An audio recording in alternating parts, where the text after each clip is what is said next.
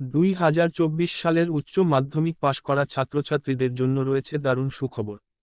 আপনাদের রেজাল্ট প্রকাশ হয়ে গেছে গত 2রা মে এবং 8ই মে তারিখ।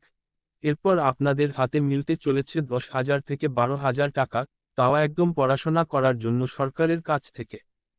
তবে অনেক ছাত্রছাত্রীরা জানে না কিভাবে আবেদন করতে হয়, এই টাকা কিভাবে তারা ব্যাংক অ্যাকাউন্টে পাবে এবং এই স্কলারশিপ কিভাবে তাদের উচ্চশিক্ষার ক্ষেত্রে সুবিধা করে দেবে।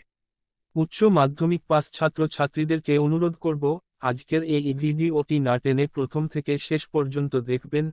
আমরা ছাত্রছাত্রীদের বিভিন্ন ধরনের সরকারি স্কলারশিপ প্রকল্পগুলির ব্যাপারে সংক্ষেপে বুঝিয়ে বলবো।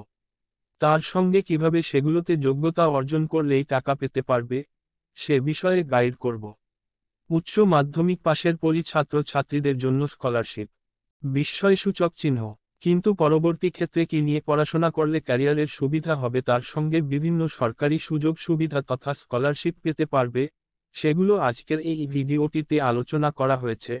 উচ্চ মাধ্যমিকের পর জেনারেল লাইনে গ্র্যাজুয়েশন করা কিংবা প্রফেশনাল কোন কোর্স নিয়ে পড়াশোনা করা, যেমন বিজ্ঞান বিভাগের স্টুডেন্টদের ক্ষেত্রে ইঞ্জিনিয়ারিং, মেডিকেল, নার্সিং, আর্টসের ছাত্রছাত্রীদের আইন, fine arts, hotel management, computer application থেকে বাণিজ্য বিভাগের ছাত্রছাত্রীদের জন্য বিভিন্ন ম্যানেজমেন্ট কোর্স, সেক্ষেত্রে ছাত্রছাত্রীদের আরও বেশি সুযোগ সুবিধা রয়েছে। কারা স্কলারশিপ পাওয়ার যোগ্য? উচ্চ মাধ্যমিকের পরবর্তীকালে স্কলারশিপের টাকা পাওয়ার জন্য অবশ্যই কিছু যোগ্যতা মানদণ্ড রয়েছে। যেমন ছাত্রছাত্রীকে পরবর্তীকালে গ্র্যাজুয়েশন লেভেলের কলেজে ভর্তি অবশ্যই হতে হবে এবং পড়াশোনা চালিয়ে যেতে হবে। অবশ্যই ন্যূনতম 50 থেকে 60% নম্বর পেতে হবে। পরিবারের বার্ষিক আয় কম হলে বাড়তি সুবিধা পাবে।